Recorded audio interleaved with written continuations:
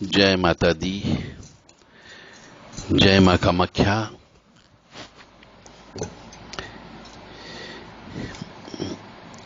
एक प्रश्न, विचित्र प्रश्न।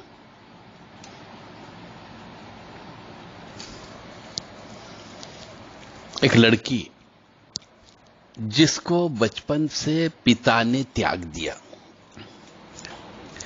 यानी माता पिता के झगड़े में उस लड़की को मां ने लिया, मां ने अपने साथ रखा, पिता को नहीं दिया। वो मां के साथ रहने लग गई।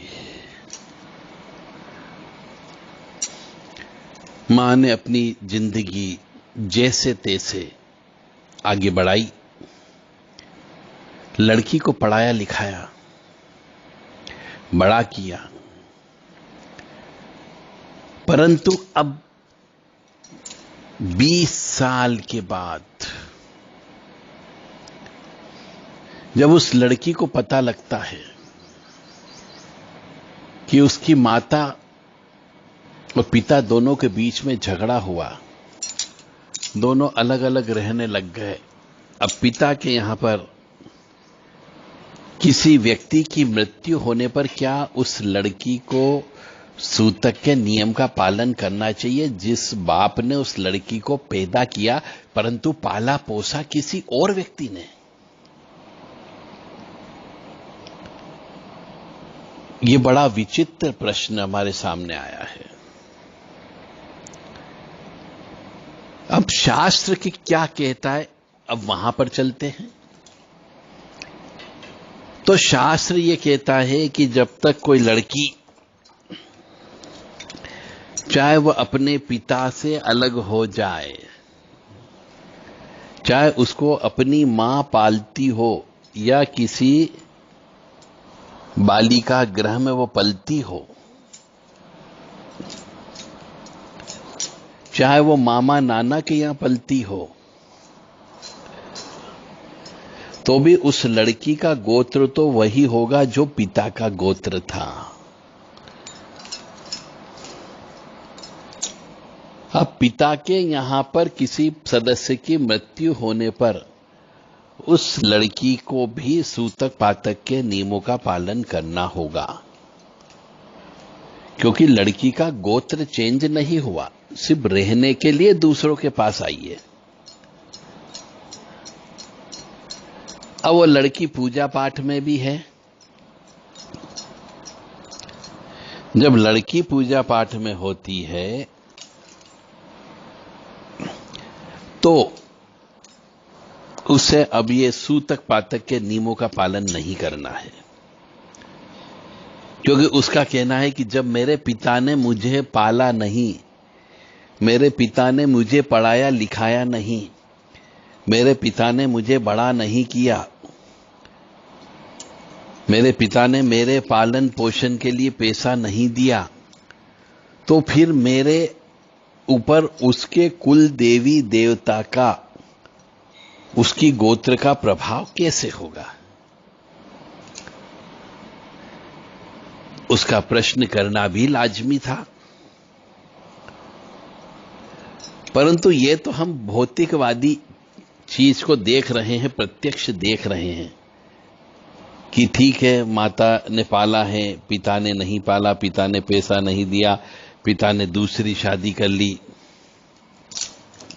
पर गलती तो माता की हुई कि उस माता ने, जिस पिता ने उस लड़की को पैदा किया, तो पिता को ही उस लड़की को पालने देना चाहिए था। वो मां अपने साथ उस लड़की को क्यों लेकर के आ गई? परंतु प्रश्न का उत्तर अभी भी वही का वही है, उत्तर नहीं मिला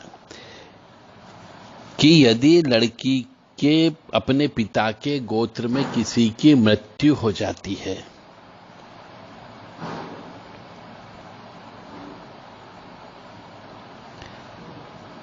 तो क्या वह सूतक पातक के नियमों का पालन करेगी? क्या करना चाहिए? शास्त्र के अनुसार तो यदि खबर आ जाती है, पता लग जाता है कि पिता के कुल में या पिता की मृत्यु हो जाती है, तो उस लड़की को भी सूतक पातक के नियमों का पालन करना चाहिए, चाहे वो किसी दूसरे के घर में पल रही हो। उसे मंदिर नहीं जाना चाहिए। अब लड़की का कहना है कि मैं अपने पिता के गोत्र से छूटना चाहती हूं। कैसे हो सकता है? फिर हम शास्त्र की ओर चलते हैं। शास्त्र ये कहता है कि एक लड़की यदि उसका विवाह हो जाता है, कन्यादान कर दिया जाता है, तो वह दूसरे गोत्र में ट्रांसफर हो जाती है, गोत्र हस्तांतरित हो जाती है। उसके बाद में उसे अपने पिता के गोत्र का नियम का पालन करने की आवश्यकता नहीं होती है। या फिर एक स्त्री संन्यास धारण करके